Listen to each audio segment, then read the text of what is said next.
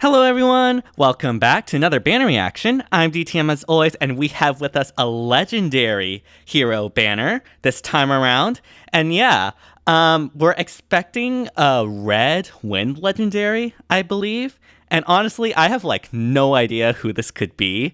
I legitimately have no idea. I've heard rumors of maybe Corrin, Yato male Corrin, which I guess would fit, and maybe even male Alir as well.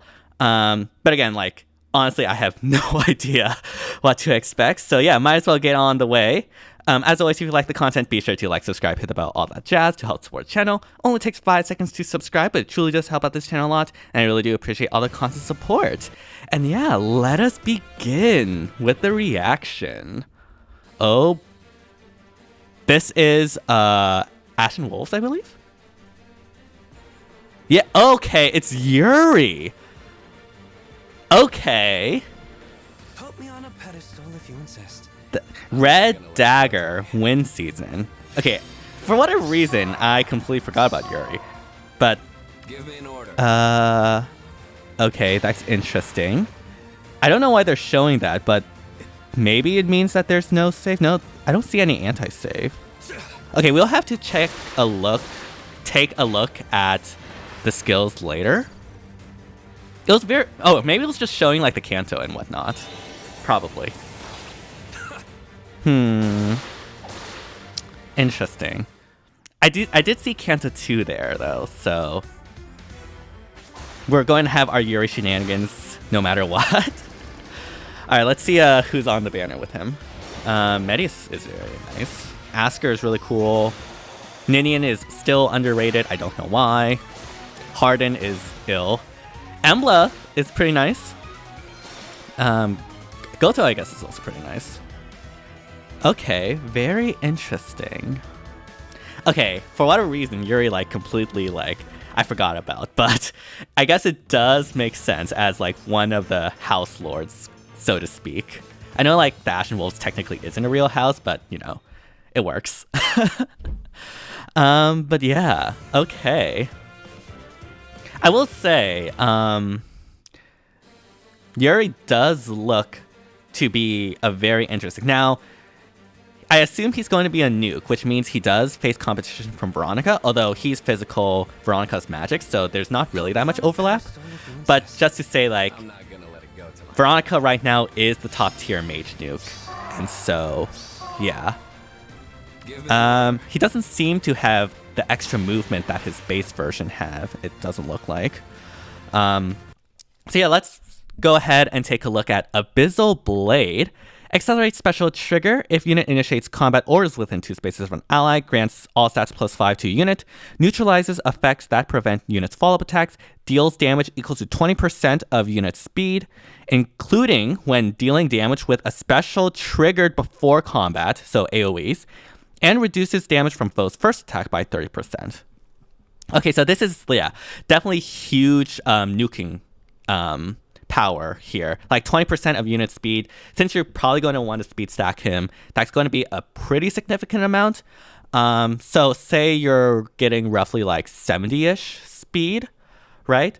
That's what? Around 13-ish true damage? If I did my quick maths correctly. 14 damage, yeah. Which is a pretty significant amount, especially if you combine that with say an AoE or something. And this isn't limited to when you proc specials, so that's 14 true damage on the AoE and 14 true damage when you attack. So yeah, that's really strong. We have a new A skill called Attack Speed Hexblade. What is this? At start of turn, if unit is within 2 spaces of a magic ally, grants Hexblade to unit for 1 turn. Okay, I have no idea what that is, but I can see it there. Maybe it's Infantry Hexblade, where it does adaptive damage. Okay, let me finish reading.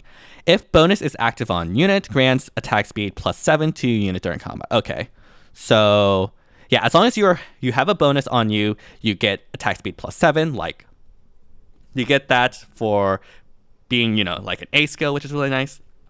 But the Hexblade is the interesting part. It says calculates damage using the lower of foe's defense or res during combat for 1 turn. Okay, so yeah, it is adaptive damage. So you can just straight up give adaptive damage now to pretty much anyone that can inherit this skill. And adaptive damage as a Valentian Palo user is just so good. Now, it remains to be seen who exactly can inherit this. Like, is it only to dagger units, or can like ranged units use this, or like any unit use this? So we'll definitely need to check the data mine once that comes out. But this is a very spicy skill, and I'm actually really excited for it. Like, just having adaptive damage is so strong. And if this is something that Brave Crom can inherit, that's just another status effect that Brave Crom can use to get more stacks. So yeah, Brave Crom just keeps winning. Anyways, we also have Seal Speed 4 and the perf skill, Fetters of Draw Me. I hope I pronounced that right. Enables Canto 2, so like Yuri, base Yuri. At the start of turn, unit can move 1 extra space. That turn only does not... Wait, why did it show it not allowing you to move 1 extra space? What? That was weird. Yeah, okay, so you do have the extra movement that base Yuri has. Okay, that was really weird. After start of turn skills trigger, if stall is active on unit, neutralize the unit can move 1 extra space effect on the skill. Oh, okay. I see. So that's why it was showing too. I'm going to assume there was a stall unit. Probably it was like Summer Thor, I believe. Yeah, that makes sense. And so it's showing that like you're not going to get restricted to 1 movement. At bare minimum, you'll only get 2 movements. So it's basically like having your cake and eat it too, right? Like, you don't have to worry about dual Thors restricting your movement. At most, it'll just make it so that you only have 2 movement, but without Thor, you'll have 3 movement, and that is obviously very strong. That is like a direct counter to stall. I mean, it's not like a counter, since you still don't get the extra movement with stall, but you also don't get like the negative effect stall has. So that is very interesting. Okay, I can see this being very powerful in something like Summoner's Duels. Anyways, you also inflict all stats -4 on foes within 2 spaces of unit during combat. So it's like an Omni hold skill, or Omni Rain skill in effect. Okay, that is interesting. Now, okay, I'm going to assume you probably want to use AoE on this. But the thing is, like, because his perf skill is in his C, that means that you can't run like Times Pulse. So it can be hard to like charge up your specials. Although if you have, say, something like, I guess, New Year's Asker, you can get it down to 1 cooldown, and then I guess have like Brave either run Quicken Pulse or use a Valentine's Crom to get it down. And as an infantry unit, you can use like Infantry Pulse and those sort of skills to pulse it down too. But yeah, the fact that his perf is on the C is actually a bit of a stickler, since he is an infantry unit and probably would like Times Pulse 4 or just regular Times Pulse. I mean, you could still run Lethality, of course, and like Lethality will be on 2 cooldown, so with either dual Asker or like 2 Valentine's Crom to change fates, you should be able to get it down. But yeah, it's going to be interesting. I do think he'll be a very powerful nuke, right? Like, the true damage makes AoEs really good.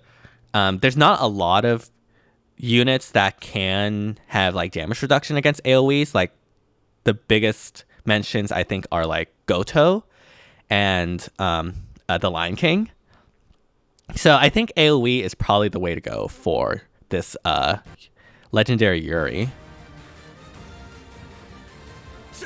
Yeah. Very cool animation though. I really like it. Yeah, he doesn't come with a special, which is kind of weird. I thought they would have given him like lethality or something. That's really weird that they didn't give him that.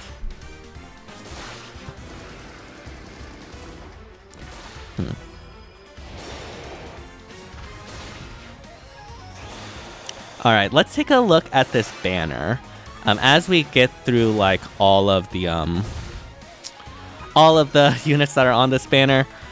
So yeah, we have this legendary hero banner. In red, we have Yuri, Emblem, and legendary Sigurd. I believe legendary Sigurd is wind. And so having 2 winds share is not exactly that good.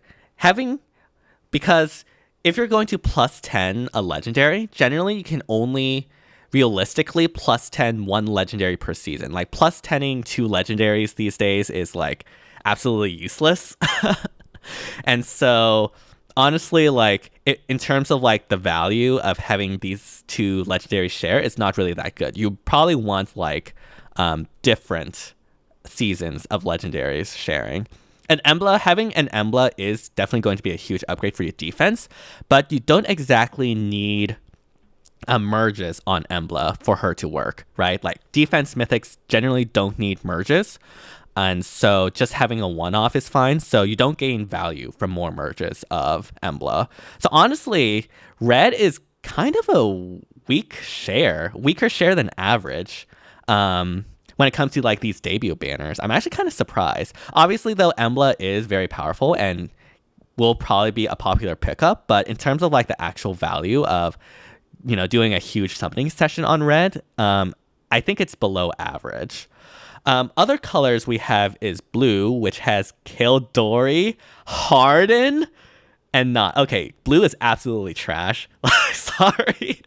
Like Harden, just no. Kildori, sorry, I love you, Kildori, but no. Not, I still think is decently good, but like, again, you don't gain merges from defense mythics, so like, no. So blue is like beyond repair, in my opinion. Green, we have Air, Legendary Ninian, and Odor. Air, I actually think is a really good unit, but again, isn't something you really need merges of, and definitely, isn't a legendary mythic, so you don't exactly gain value from merges or anything like that. I mean, I personally do have an Air that I still haven't built. Don't get me wrong, like, again, I do think she is good, but the big thing that she comes is Mystic Boost 4, which is valuable on like a few specific units, but otherwise the only other thing she has is Attack Speed Catch 4, which is plentiful in the codes. So you don't really need a bunch of copies of Air. And of course, Odor as a defense mythic, you don't really gain benefit from merges. Honestly, the biggest thing he gives, I think, is like Flow Refresh, or one of the flow skills, I think. Can't exactly remember. Now, Legendary Ninian, I think, is actually super good and like the best water legendary right now. But sharing with Odor and Air does drop that value. So unfortunately, I also don't think green is a really good share. Now, colorless. Colorless is where it's at. We have Goto, Asker, and Medius. Now, Medius you don't need a bunch of merges for, but he does come with Canto control fodder, which is still very rare. I don't know why. So you can use the extra copy of Medius for a bunch of Canto control fodder, especially now with like this Yuri probably going to wreak havoc in SD. But Asker and Goto, both being light mythics, is really good value because like offense mythic merges still retain value to this day, and having 2 of light, especially if you're not that plentiful in light merges, this is a really good option. So honestly, like I think colorless is probably the best color here, followed by red, followed by green, and then followed by blue. Colorless, I would say, is the only one that I consider above average. Everything else is probably below average, in my personal opinion, in terms of the share. But yeah, like this is really interesting. Like, I don't know what to think about it, honestly. Yuri. All right. is there anything else? Yeah, how long does this banner last? It lasts for 2 weeks. Okay, so basically standard. So you will be able to see like which banners come next after this. So as always, like if you do plan on summoning for Yuri, I mean, we don't have really any SDs scheduled soon, so there's no reason not to wait. But yeah, like, where is the skill? So there it was. Yeah, I mean, honestly, like the things I'm most excited for is the new skill, Attack Speed Hexblade. I really, really want to know who can inherit this because this looks so spicy. Like, it's actually so insane. Like the Hexblade effect, like I think people underestimate how good adaptive damage is. And yeah, I just think it's very strong. Okay, one thing I did know is that there is no special acceleration or tempo built in. Thankfully, like he does come with offensive NFU, so you can replace the B with like I don't know, speed def tempo to get that tempo, but it's not like inherent like Veronica has in her special. We probably also want to run lethality. You'll probably want to like pre-charge it one time at minimum. And so what will happen is, you attack first with lethality on 2 charge. That will bring it down to 1. If assuming you have tempo, of course. Then the opponent retaliates against you. And you hopefully survives with a damage reduction in his weapon, and that'll bring it down to 0. And so when you attack again, assuming you outspeed, which hopefully you are, you have that lethality proc. Now, unfortunately, this requires the enemy to like retaliate against you, and most of the times in SD, the far safe armors generally don't retaliate against you, actually. So yeah, there might need to be like a source of special acceleration somewhere. So yeah, it will be interesting to see what sort of builds people come up with. But yeah, I guess we can go to the win tier list. Yuri is a win legendary, so right now this I think is the current state of win legendaries. Right now, legendary Veronica is by far the best win legendary in my opinion. She is the best nuke in the game, like full stop. Like nothing even comes close. So it definitely deserves S. In A, we have Myrrh, who is still the highest scoring legendary and actually has gained quite a bit of value in Summoner's Duels thanks to Guidance 4, being a very powerful skill in that mode, and her shutting that warping effect down while also being a very strong frontline and just unit in general, unlike Gatekeeper, is really good.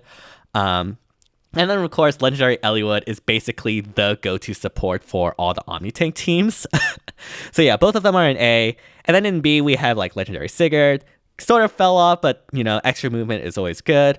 Legendary Female Byleth, again, like, not the best nuke, but still very powerful, especially with the warping and now with like Special Spiral 4. She doesn't hurt that much from not having Sublime Heaven anymore.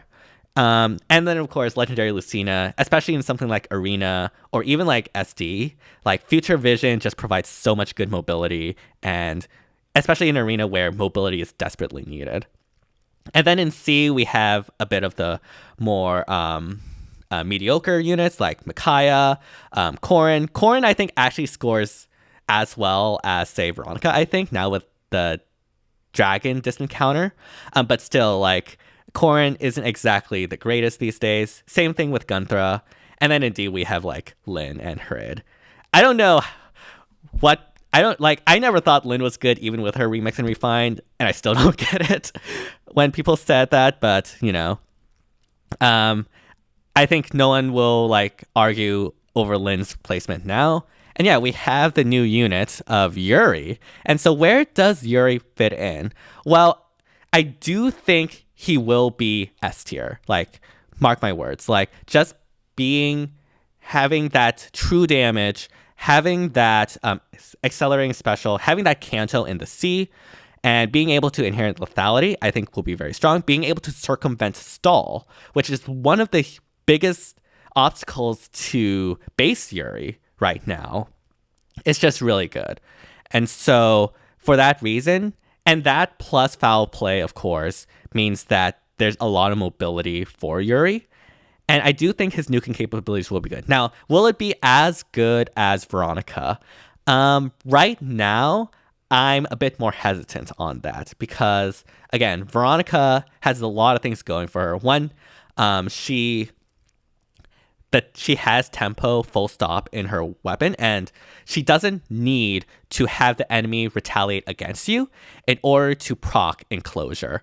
Furthermore, of course, Veronica does come with the fire sweep effect and desperation, which personally I prefer. Like Yuri does have that damage reduction on the foe's first attack, but you rather not take damage if you can help it, right? And the fact that his perf is on the C means that it's really hard to actually charge up your specials. Like lethality will be on 2 charge, AoEs if you run those will be on 3 charge, and so you'll need support in order to be able to charge those down so that you can use them. And we do have a lot of AoE nukes these days, like from Sonya, Dual Thor, I guess. But the advantage Yuri has over them is that Yuri can more consistently Canto, of course. And so, yeah, it's a bit of a trade-off. I do also think Yuri, because of the true damage, has a lot more power, but in return, it's a lot harder to charge up those AoE specials. Not impossible. Like, if you have dual Asker and Valentine's Chrom, you're like perfectly fine. Or you don't even need Valentine's Chrom. You can just run Quick Impulse, and I guess you will be fine. But yeah, very interesting. Right now, I'll put him in S. After Veronica, I personally think Veronica is still better overall, but that is just initial first impressions. Who knows? Like, I might change my mind and put Yuri above Veronica, but depending on how things work out. But for now, I'll put him below Veronica, still in S tier. And again, these are just first impressions, so do take these with a huge grain of salt. We don't have Yuri in the game yet, so we can't test him out or see how he does or anything like that. So yeah, it'll be super exciting to see how he works in practice. But yeah, this is where I'd personally place Yuri. Honestly, I'm super excited. Mainly for the A skill, like that A skill looks so much fun to play with, and like being able to have adaptive damage as a status effect is really nice as well. And yeah, like honestly, like a very good addition. Like don't know what else to say. Again though, like when it comes to the actual banner itself, I'll probably be skipping, to be perfectly honest. Even though I think this new A skill and Yuri is really cool, it's not like I really need Yuri. If anything, if I was to summon, I'd summon on colorless, but I personally am like a bit stocked on my light merges these days. I'm working on other projects, mainly Peony, so I'm currently focusing on that. And yeah, I don't think red is that good of an option, even though I really want Emblem. But yeah, hope you all enjoyed my reaction and initial analysis. If you did, be sure to like, subscribe, hit the bell, all that jazz to help support the channel. Only takes 5 seconds to subscribe, but it truly does help out this channel a lot, and I really do appreciate all the constant support. Let me know down in the comments what your thoughts are on Yuri right now. And yeah, thank you all so much for watching, and see you all next time. Bye, everyone.